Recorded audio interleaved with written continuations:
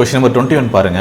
சித்தார்த்தும் அபிமன்யும் பூங்காவில் காலையில் நடைபயிற்சிக்கு சென்றனர். அபிமன்யு தனது நிழல் தனக்கு பின்னால் சரியாக இருப்பதை கணித்தார். அவர்கள் ஒருவருக்கொருவர் நேருக்கு நேர் அமர்ந்திருந்தால் சித்தார்த் எந்த திசையை நோக்கி இருப்பாங்க? காலையில் போகிறாங்க. ஸோ காலையில் அப்படிங்கும்போது நார்த்து, சவுத்து, வெஸ்ட்டு, ஈஸ்ட்டு, கரெக்டாக? ஸோ இந்த திசை இருக்கா? கரெக்டாக. இப்போது காலையில் அப்படிங்கும்போது சன் உதயமாகக்கூடியது. சரி, இங்கே இருக்குன்னு வச்சுக்கோங்க. ஓகேவா? சூரியன். ஓகே.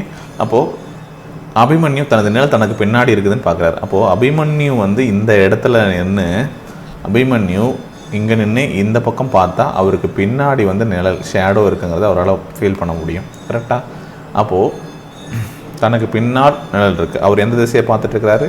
கிழக்கு திசையை பார்த்துட்ருக்கிறாரு. அவர்கள் ஒருவருக்கொரு நேருக்கு நேர் அமைந்திருந்தால் சித்தார்த் எங்கே இருக்கார்? எந்த திசையை நோக்கி இருப்பார்னு கேட்குறாங்க. சித்தார்த் வந்து மேற்கு திசையை நோக்கி பார்ப்பார். சரிங்களா? Option A. அடுத்து கொஸ்டின் நம்பர் 22 பாருங்கள். முத்துப்பாண்டி வடக்கு திசையில் 15 மைல்கள் நடந்து சென்றார். அங்கிருந்து வலதுபுறம். இப்போ 15 மைல்கள் இங்கே இருக்குது. அதே மாதிரி டைரக்ஷன் போட்டுக்கோங்க. West, north, south. ஸோ அவர் வந்து என்ன பண்ணுறாரு? 15 மைல்கள் நடந்து போகிறார். எங்கே? வடக்கு பக்கமும் போகிறார். ஸோ இங்கேருந்து ஒரு 15 மைல்ஸ் வந்து போயிட்டாருன்னு வச்சுக்கோங்க. 15 மைல்ஸ் போனதுக்கப்புறம் நடந்து சென்று அங்கேருந்து வலதுபுறம். இது ரைட் சைடு அவருடைய இது. ஓகே. இப்படி போகிறதுனால இது left, right. So right side வந்து பார்த்திங்கன்னா ஒரு 5 மைல்ஸ் போகிறாரு. அங்கேருந்து மறுபடியும் வலதுபுறம். ஸோ அவருடைய ரைட் சைடு இப்போ இங்கே என்ன ஆகும்? இந்த பக்கம் வந்திருக்கும். ஸோ இந்த ரைட் சைடு வந்ததுக்கப்புறம் இங்கே வந்து 3 மைல்ஸ் நடக்கிறாரு. இப்போது ஸ்டார்டிங் பொசிஷன்லேருந்து இந்த பொசிஷன் எவ்வளோ தூரம் இருக்குன்னு கேட்குறாங்க. ஸோ இதிலிருந்து இது வரைக்கும் 3 அப்படின்னா ரிமைனிங் இருக்கக்கூடியது எவ்வளோ இருக்கும்? 12 மைல்ஸ் இருக்குமா? அதுதான் இங்கே இருக்குது. இது 12 மைல்ஸ். ஓகேவா? அப்போ இந்த டிஸ்டன்ஸ் என்னது? இங்கே 5னா இங்கேயும் 5 தான். அப்போது இந்த இதை மட்டும் எடுத்துக்கிட்டோன்னா இந்த வேல்யூ என்னன்னு தெரியல. இங்கேருந்து ஸ்டார்டிங் பாயிண்ட்லேருந்து இந்த எண்டிங் பாயிண்ட்டுக்கு வேல்யூ என்னன்னு தெரியல. ஓகேவா? ஸோ இப்போ என்ன பண்ணலாம்? 5 ஸ்கொயர் + 12 ஸ்கொயர் பித்தாகரஸ் தேற்றம் யூஸ் பண்ணோம் அப்படின்னா எக்ஸ் ஸ்கொயர். இதை பண்ணோம் அப்படின்னா ஓகே, அவ்வளோதான். 25 + 144 = எக்ஸ் ஸ்கொயர். ஸோ இதை ஆட் பண்ணால் 169. எக்ஸ் ஸ்கொயர் = 169 அப்படின்னா எக்ஸோட வேல்யூ 13. அப்போது 13 மைல்கள் அப்படிங்கிறது சரியான ஆன்சர். எவ்வளோ தூரத்தில் இருக்காங்க? ஸ்டார்டிங்லேருந்து 13 மைல்கள். அவ்வளோதான், முடிஞ்சது. அடுத்து பாருங்கள். கடிகாரம் இரவு 8:30 மணி காட்டும்போது கடிகாரத்தின் நிமிடமுள் கிழக்கு நோக்கி இருக்கிறது. சரி, இப்போ வந்து நம்ம ஒரு கிளாக் வரைஞ்சிக்கலாம். ஜஸ்ட் ஒரு இது. சரியா? 8:30 மணி அப்படின்னா இது இங்கே 6 இருக்குமா?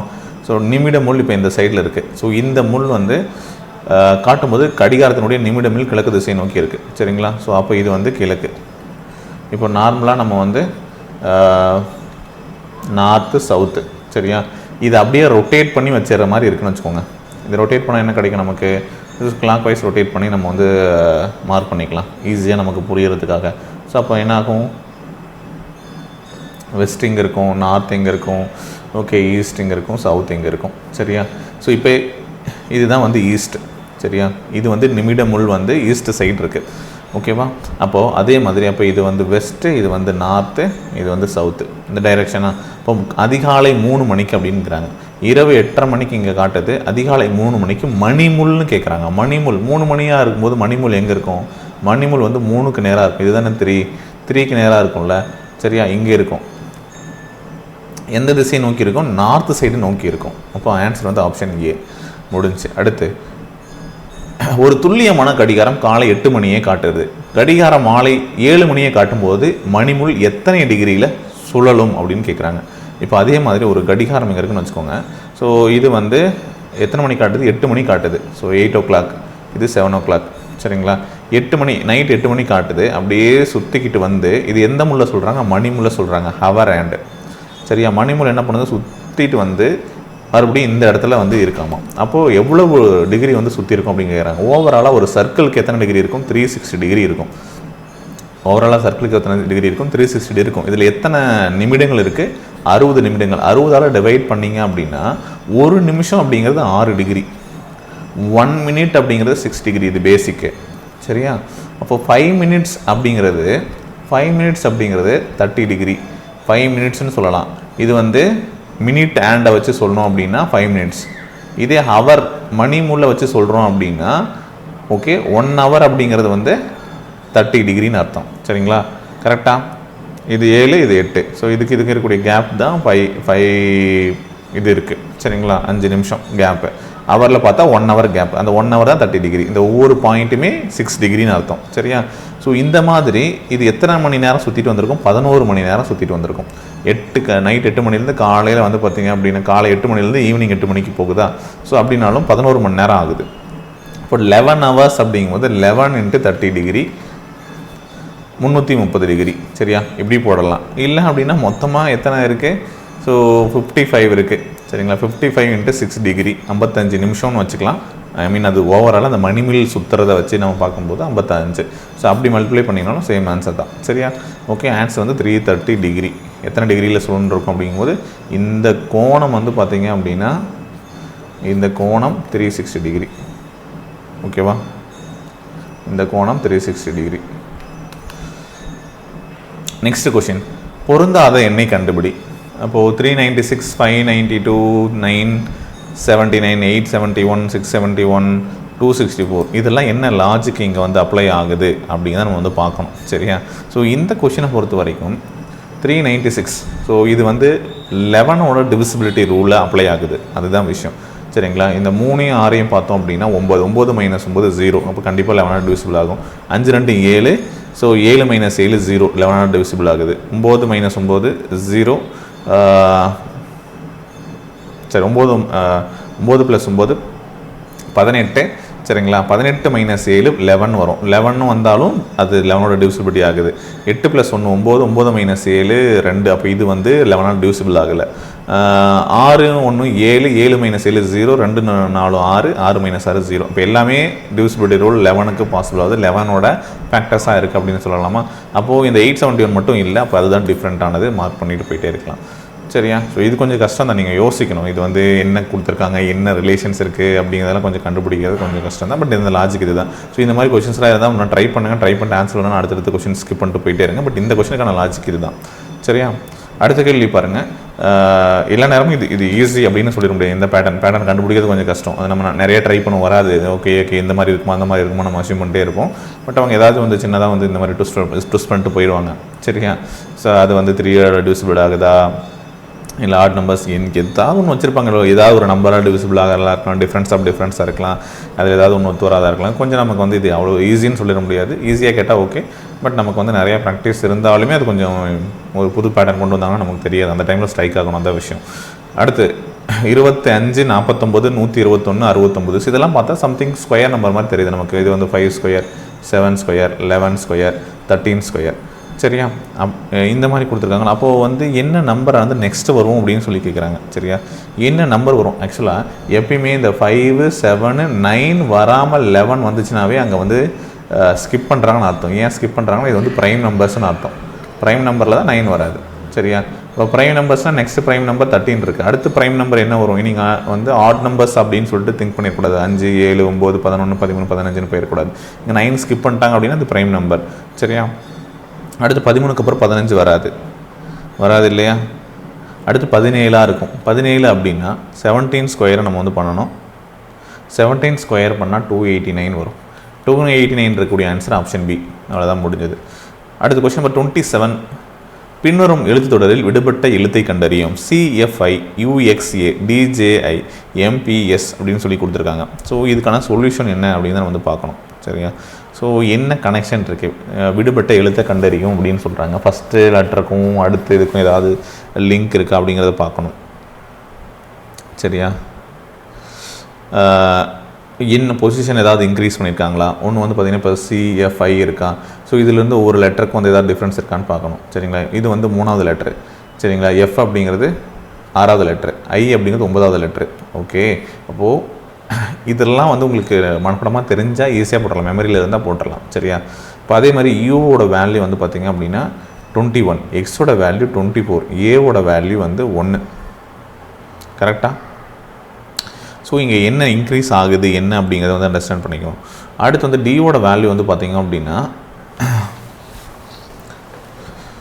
அடுத்து நெக்ஸ்ட்டு வந்து டியோட வேல்யூ 4, ஜியோட வேல்யூ 7, ஜேவோட வேல்யூ 10. இது எல்லாமே வந்து 3 டிஃப்ரென்ஸில் இருக்கா? ஸோ இங்கே வந்து பார்த்தோம் அப்படின்னா இங்கே வந்து 21 + 3 24, 24 ப்ளஸ் 1 3 தானே, 3ங்கும் போது 1 வரும். ஏன்னா அதுக்கப்புறம் 26 லெட்டர் முடிஞ்சதுக்கப்புறம் அடுத்து ஏ வரும். கரெக்டு தான், லாஜிக் கரெக்டு தான். எம்பிஎஸ் எடுத்துக்கிட்டாலும் இது வந்து 13, இது வந்து 16, இது வந்து 19. ஸோ அதுவுமே வந்து டிஃப்ரென்ஸ் வந்து 3 இருக்குது. ஓகே, ஸோ இப்போது இந்த இதுக்குள்ளே ஏதாவது வந்து கனெக்டிவிட்டி இருக்கானா, ஒவ்வொரு முறையும் 3 இன்க்ரீஸ் ஆகுதா அப்படிங்கிறத நம்ம வந்து பார்க்கணும். ஸோ இந்த லெட்டர் கடைசி லெட்டருக்கும் அந்த முந்தின லெட்டருக்கும் பாருங்கள், ஏ வந்து 1, அடுத்து வந்து டிஜேஐன்னு இருக்குது. ஸோ அதுலேருந்து வந்து 3 லெட்டர்ஸ், ஏன்னா டியோட வேல்யூ 4 இப்படி ஆகுது. சரியா, இந்த மாதிரி முடிஞ்சிருக்கு. ஓகே, ஜேவோட இது வந்து 10, அடுத்து எம்மோட வேல்யூ வந்து 13. அப்போ 3 லெட்டர்ஸ் இன்க்ரீஸ், எல்லாமே 3 லெட்டர்ஸ் வந்து டிஃப்ரென்ஸ் இருக்கக்கூடிய ஒரு நம்பராக இருக்குது. அப்போது ஐ வந்து என்னது, ஐ வந்து 9. சரியா, ஐ வந்து 9. அப்புறம் ப்ளஸ் 3 அப்படின்னா 12th லெட்டர் என்ன வருங்கிறத கண்டுபிடிக்கணும். சரிங்களா, ப்ளஸ் ஐ வந்து 9. சரிங்களா, அப்போது அடுத்து வந்து என்ன வரும் அப்படிங்கிறத பார்க்கணும். ப்ளஸ் 3 12th லெட்டர் மேட்ச் ஆகுதா அப்படிங்கிறத பார்க்கலாம். ஸோ ஏக்கு அடுத்து டிஜே முடிஞ்சது, இதனுடைய கண்டினியூட்டி. இங்கே வந்து ஃபஸ்ட் லெட்டராக வரக்கூடியது வந்து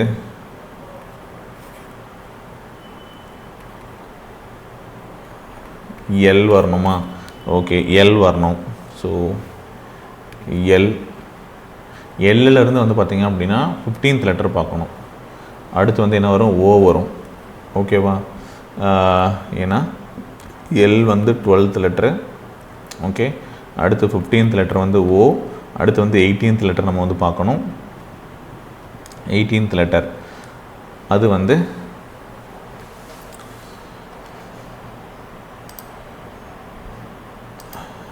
இங்கே ஆப்ஷன் இருக்கா, ஃபஸ்ட்டு PQRS, இது 16, 17, 18, 19. அப்போது 18th லெட்டர் வந்து ஆர், LOR இருக்கா, ஆப்ஷன் ஏவில் இருக்குது, அதை மார்க் பண்ணிக்கோங்க, அதுதான் ஆன்சர். சரியா, LOR அப்படிங்கிறது தான் ஆன்சர். புரிஞ்சிருக்கும்னு நினைக்கிறேன். ஸோ 3 லெட்டர்ஸ் வந்து ஜம்ப் ஆகுது. ஓகேங்களா, ஸோ அது வந்து நீங்கள் வந்து லெட்டர்ஸாக பார்த்தீங்க அப்படின்னா உங்களால் இது பண்ண முடியாது, அதனுடைய பொசிஷன் வேல்யூ என்னன்னு பார்க்கணும். சரியா, சி அப்படிங்கிறது 3, இது வந்து 6, இது 9, இது வந்து 21, 24, 1, 4, 7, 10. இதெல்லாம் பார்த்த உடனே எழுத தெரியணும். சரிங்களா, அதெல்லாம் நான் கிளாஸில் சொல்லியிருக்கேன். ஸோ அது ஃபாலோ பண்ணுறது ஈஸியாக பண்ணியிருக்கலாம். ஸோ நெக்ஸ்ட் கொஸ்டின் பாருங்கள், கொஸ்டின் நம்பர் 28 பார்க்கணும். சரிங்களா, 28, 10, 5, 13, 10, 16, 20, 19 அப்படின்னு சொல்லிட்டு இருக்குது. ஸோ இதுக்கு வந்து என்ன ஆன்சர் வரும், தொடரை நிறைவு செய்க அப்படின்னு சொல்லி கொடுத்துருக்காங்க. ஸோ இந்த தொடரை நிறைவு செய்யணும் அப்படின்னா என்ன லாஜிக் அப்ளை ஆகும் அப்படிங்கிறத ட்ரை பண்ணுங்கள். நான் ஆன்சர்ஸ் வந்து கொடுக்குறேன். சரிங்களா, செக் பண்ணி பாருங்கள் என்ன வரும். இந்த சீரீஸை கம்ப்ளீட் பண்ண என்ன வரும், ஒரு நம்பர் விட்டு ஒரு நம்பர் ஏதாவது லாஜிக் இருக்கா. 3 இருக்குது, அடுத்து வந்து 16 + 3, அடுத்து வந்து 3, 19 இருக்குது. ஓகே, ஒரு ஐடியா கிடச்சிருக்கு. அப்போ இது வந்து பார்த்திங்கன்னா +5, இங்கே பார்த்தீங்கன்னா +10 ஆகிடுச்சு. ஓகே, அடுத்து ஓகே 5, 10, அடுத்து வந்து மேபி 15 ஆட் பண்ணியிருக்கலாமா, 15 ஆட் பண்ண என்ன கிடைக்கும், 35 கிடைக்கலாமா. ஓகே, 35 ஆப்ஷனில் இருக்கா, இல்லை. ஸோ ஒருவேளை 5, 10 அப்படிங்கிற மாதிரி போயிருக்கு. ஓகே, 5 to 10 அப்படிங்கிறது ஸோ இந்த மாதிரி போயிருக்கா. 15 ஒருவேளை 20 டபுளாக இருக்குமா. ஸோ 15 போகாமல் 20 ஆகிருக்கு, டபுள்னு சொல்லலாம். இது வந்து 5, 5 2 10 ஆச்சு, 32 20 ஆயிடுச்சு. அப்போ 20 என்ன இருக்கும், இங்கே வந்து 40 வரலாமா. அப்போ 40 ஒரு ஆப்ஷன் இருக்குல்ல, எஸ் மேட்ச் ஆகும். சரியா, இந்த லாஜிக் படி இப்படி ஒர்க் ஆகும். சரியா, கீழே வந்து டிஃப்ரென்ஸ் வந்து 3 தான், அங்கே எந்த சேஞ்சஸும் கிடையாது. ஓகேவா, ஸோ மேலே வந்து நமக்கு பார்க்கும்போது என்ன ஆகுது அப்படின்னா, அது தனியாக நம்ம பார்க்கும்போது நமக்கு 5, 10 இந்த மாதிரி வந்து 5, 10, 20 இந்த மாதிரி டிஃப்ரென்ஸ் இருக்கிறதுனால நம்ம அந்த லாஜிக் எடுத்துக்கலாம். ஓகேவா, சரி, இதுக்கு ஆன்சர் 40. அடுத்த நம்பர் 29 பாருங்கள். இந்த சீரியஸில் வந்து என்ன லாஜிக் வந்து வரும் அப்படிங்கிறத நம்ம பார்க்கணும். ஸோ இது வந்து 5, 31, 63, 127, 255. ஸோ ஏதோ ஒரு ஸ்கொயர் வேல்யூவோட கம்மியாக இருக்கிற மாதிரியான நம்பர்ஸ் இருக்குது. சரிங்களா, ஏதோ ஒன்று பண்ணியிருக்காங்க. இப்போ 15 இருக்குது, 15, 2, 30ன்னு வரலாம். 30 கூட ஒன்று ஆட் பண்ணியிருக்காங்க, 31 ஆகிடுச்சு. ஓகே, ஓகேவா. அடுத்து 31 2ஆல் பெருக்கினா 62 வரும். 62 கூட ஒன்று ஆட் பண்ணுறதுனால 63 ஆகிடுச்சு. ஓகேவா. அதே மாதிரி இந்த 63 கூட 2 பெருக்கினா 126 ஆகும். 126 + 1 127. ஸோ 127 × 2 வந்து 254 + 1 255 ஆகிடுச்சு. இப்போ இந்த 250 2 பெருக்கணும் அப்படின்னா ஓகே. ஸோ 510 + 1 பண்ணணும் 511 ஆகும். ஆன்சர் வந்து 511 முடிஞ்சது. அடுத்த கேள்வி பாருங்கள். 8000 இருக்குது. 8000 343 27 64 225 1331. ஸோ இதில் வந்து பொருந்தாத எண்ணை கண்டுபிடிங்க அப்படின்னு சொல்லியிருக்காங்க. சரியா. ஓகே. பொருந்தாத எண்களுடைய வர்க்கங்கள். இப்போது 8000 அப்படிங்கிறது ஏதாவது ஸ்கொயர் வேல்யூவா என்ன அப்படிங்கிறத பார்க்கணும், இல்லை க்யூப் வேல்யூவா அப்படிங்கிறத பார்க்கணும். சரியா. இப்போ 20³ எடுக்கலாமா. இது வந்து பார்த்திங்க அப்படின்னா ஓகே, இது வந்து உங்களுக்கு எதோட க்யூப் வேல்யூ. இது வந்து 3³ 4³ 5³ 11³ ஓகே. ஸோ இந்த மாதிரி சரி 5³ 125 தான் வரணும், 255 வராது. சரியா. 7³ வந்து பார்த்திங்க அப்படின்னா 343. இப்போ இது வந்து 7³, இது வந்து 3³ எல்லாமே க்யூப் வேல்யூ. இது மட்டும் ஸ்கொயர் வேல்யூவாக இருக்குது. அப்போ ஆன்சர் வந்து பார்த்திங்க அப்படின்னா 225 தான் பொருந்தாத ஒன்று. சரிங்களா.